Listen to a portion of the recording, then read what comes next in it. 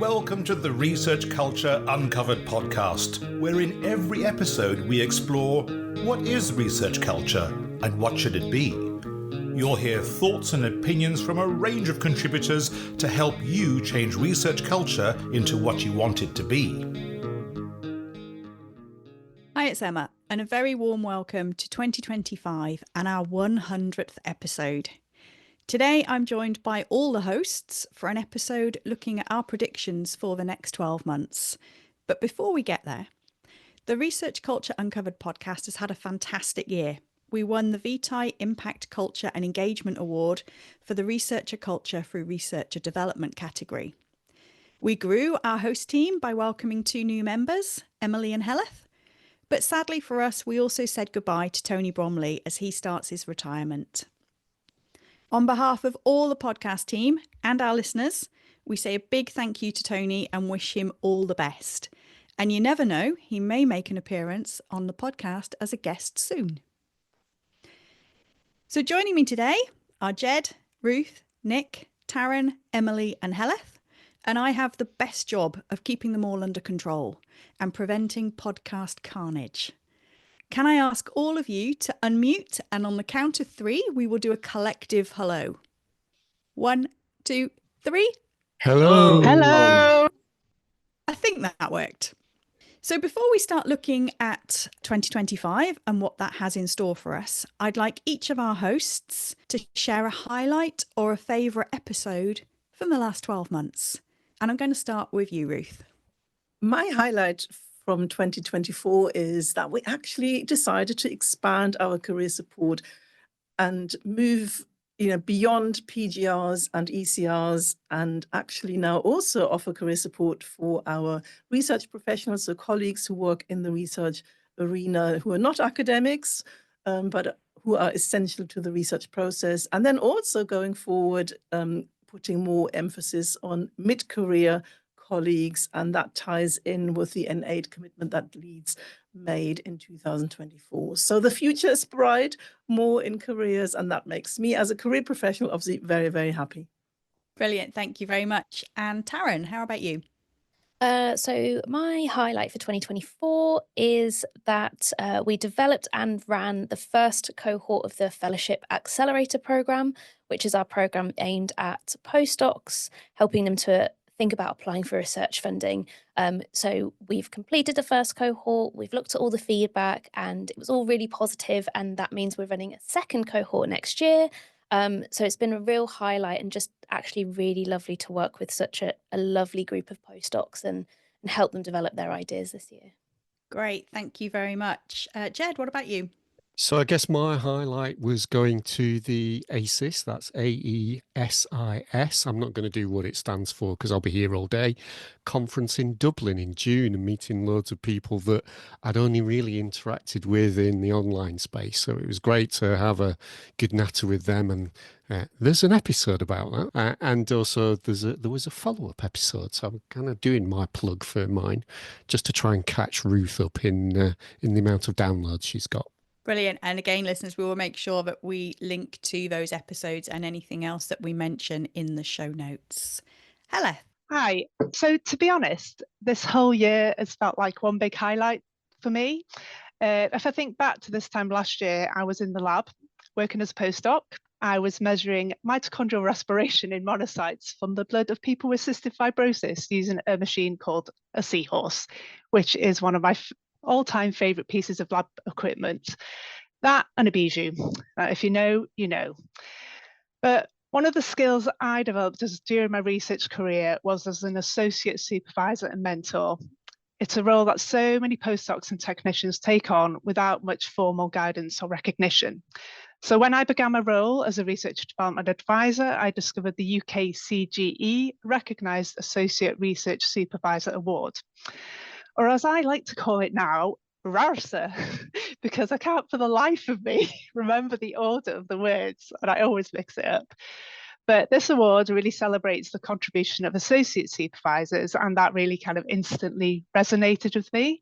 So I saw it as an opportunity when I started to kind of gain some recognition for the role I played in supporting so many researchers over the years.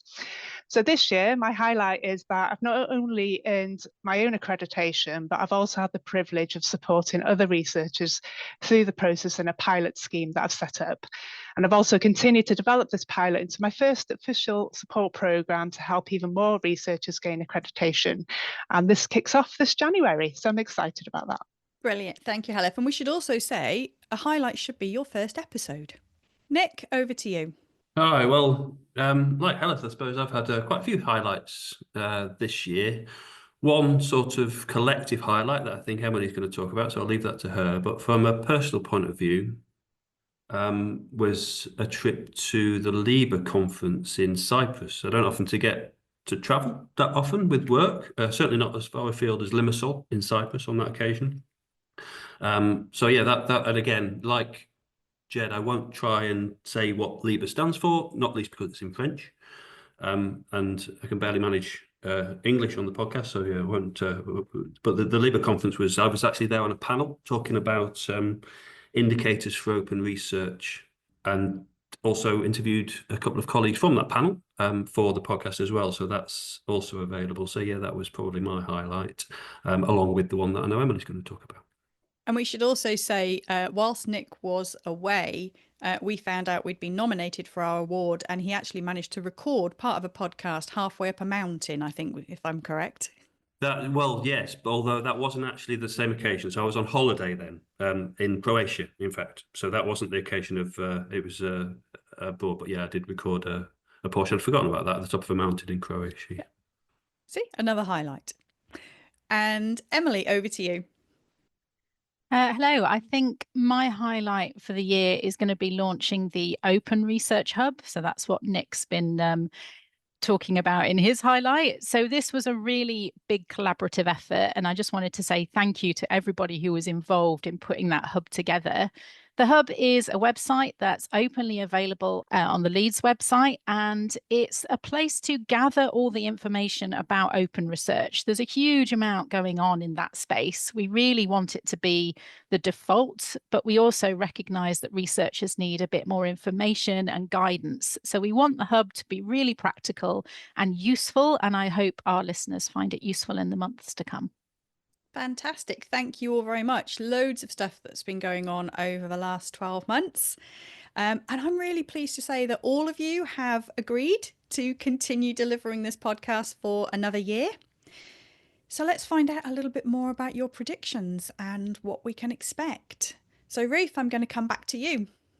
Yeah, so where do I start when I look at the sector, higher education all over the world? And I spend a lot of time on Blue Sky these days, and what you pick up immediately is a lot of anxiety and frustration with what's happening in higher education across the world, whether we look at the New Zealand or the Netherlands or the UK or America or even Germany. And so I think my prediction is that we will be spending more of our energy really in looking at ourselves, supporting colleagues who might be affected by redundancy, and also helping our next generation of researchers adapt and make time for those conversations. Because I think there is a lot of uncertainty in the sector, and not just in the sector, also beyond the sector. And so that is a concern for me. How can I support colleagues at the University of Leeds in putting things into perspective, helping them really manage uncertainty. And managing uncertainty is never easy.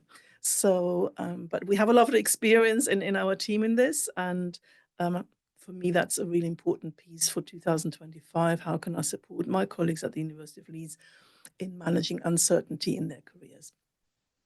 Thank you very much, Ruth. Taryn, what do you think 2025 holds for us? So I'm going to focus on the funding landscape. To anyone who's interested in research funding, this isn't going to be a surprise, but I think in 2025 we are going to continue to see a lot of change, a lot of flux in the funding landscape.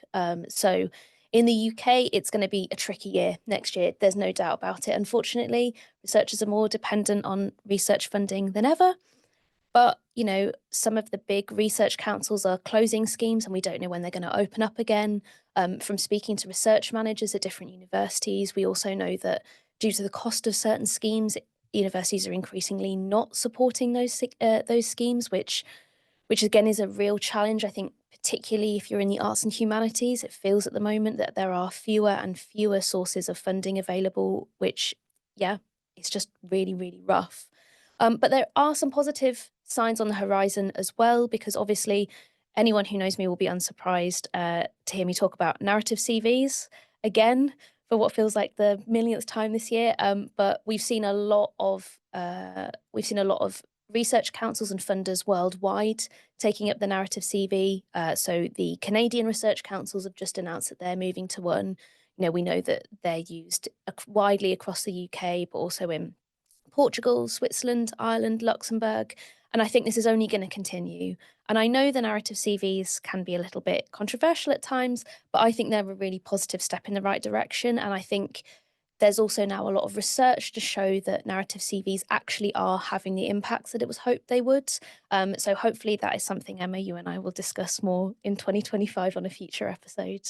So good things and bad things in the funding landscape, but definitely overall the picture is one of change. Great, thank you very much. And Jed? Yeah, I think as both Ruth and Taryn have said, it's tough times probably coming to us in 2025, especially around the UK. So I think a lot of the sector, and we're doing this at the moment at Leeds, is starting to work out how we can essentially make ourselves look a great ally of the new government in the UK.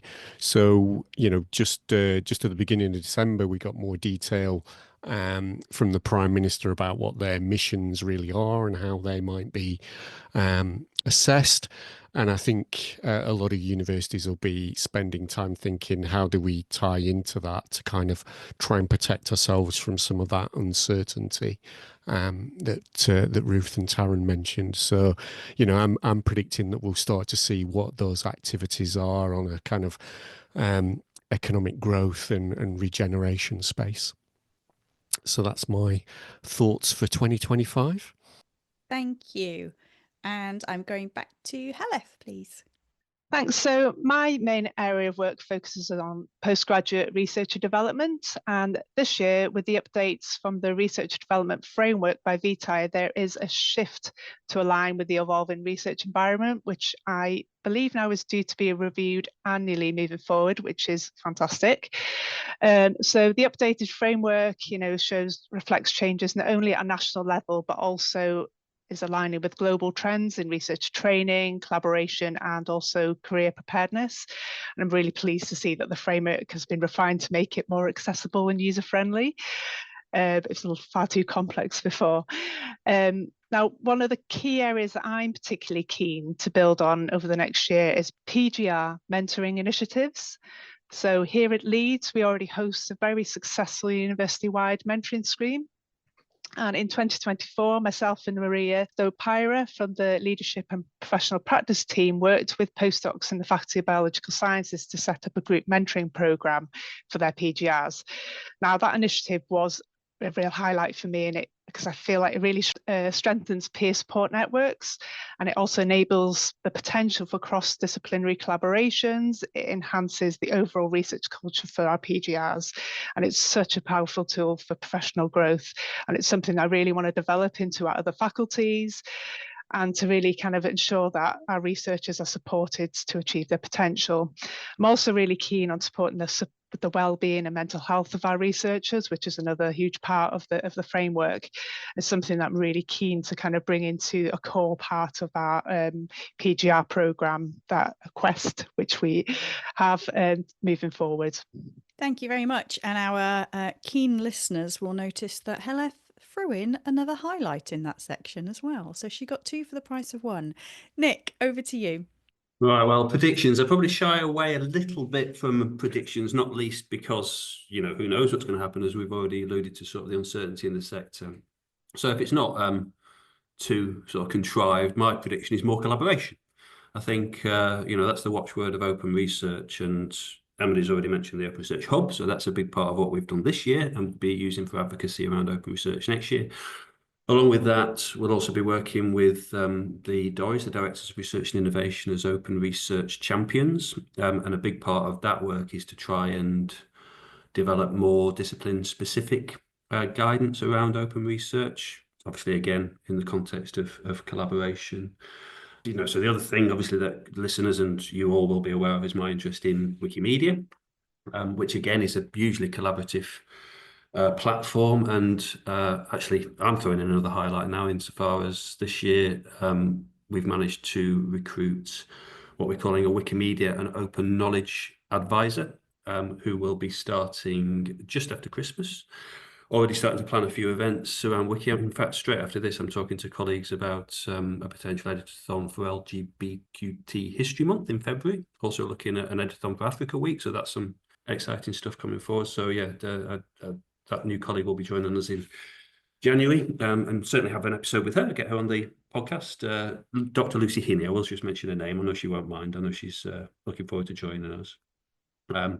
And also another episode that I'm hoping to do is with Kikuchuku, who's another new colleague of ours. Another highlight, am I allowed 3 highlights? Who's joined us this year as another open research advisor supporting the Open Research Champions and working with Emily and I on the Open Research Hub. So yeah, as I say, not really predictions other than more collaboration. I suppose the other thing we're obviously waiting for is what REF has to say on open research. So we're all waiting on REF. I can't believe nobody's mentioned REF yet. So that's obviously hopefully coming in 25 as well. And we'll find out a bit more about what REF will be looking at in open research. So yeah, loads going on. And hopefully we'll continue to collaborate on this podcast and with any colleagues that are listening. Thank you.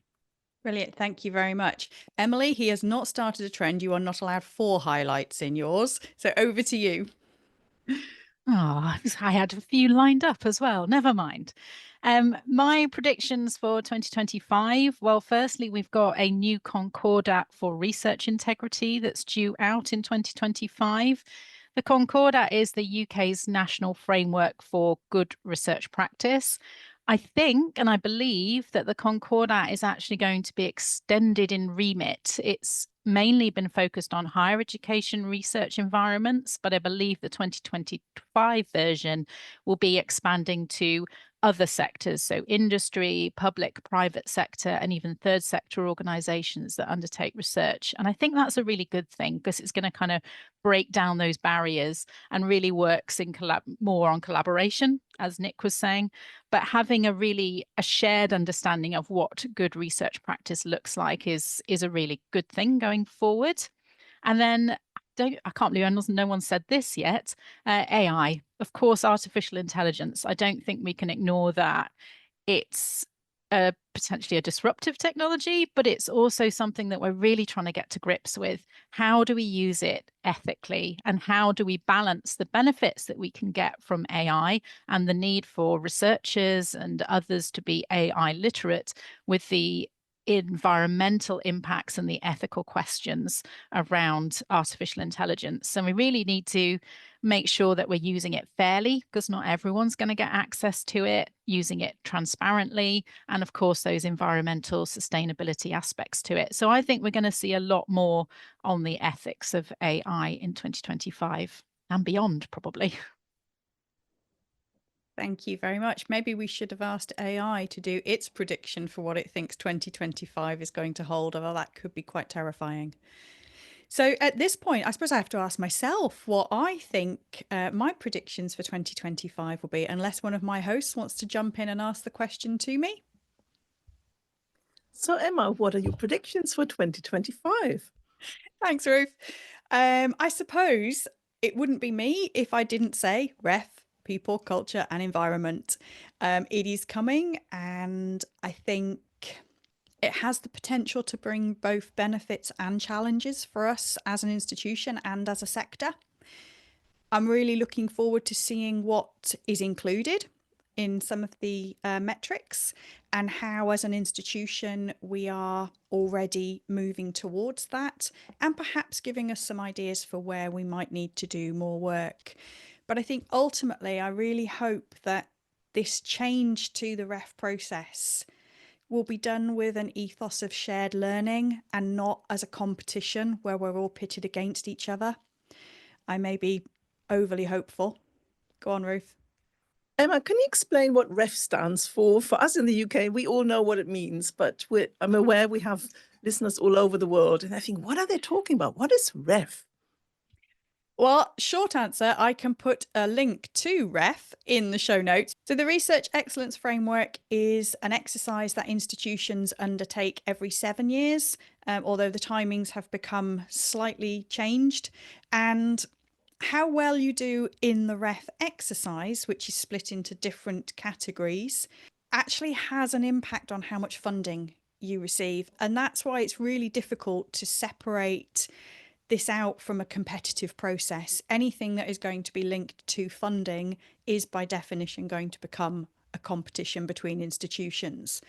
But the PCE, the people, culture and environment part, we really hope will open up the doors to that shared learning, thinking about what institutions are doing and how we can learn from that, rather than making it competitive and trying to repeat what has or hasn't worked in other institutions. But if we want a proper definition of REF and what it means, we have to go to our research impact guru. So over to you, Jed. So I think, the interesting thing is probably a couple of years ago, the whole sector across the world was probably moving in a direction of more research assessment. And I think that was from last year, one of the big changes, because in New Zealand there was guidance about what their research assessment process would be, and then that was pulled, and that was after Australia had paused their regular assessment process, and we still don't know what that's going to be replaced by. So it's interesting. It just feels like we were moving towards more assessment, and now maybe we're moving further away from assessment and actually trying to be more about changing the activities. So there's also, the things that Taryn mentioned about changes in funding is actually about changing behaviours, isn't it? That's one of the big levers. So I think that's where we're moving to, where the funding streams and what they're for. So for instance, just recently in New Zealand, they've dropped arts and humanities and social sciences out of their big Marsden Fund, which is one of their biggest competitive funding sources for what were all disciplines.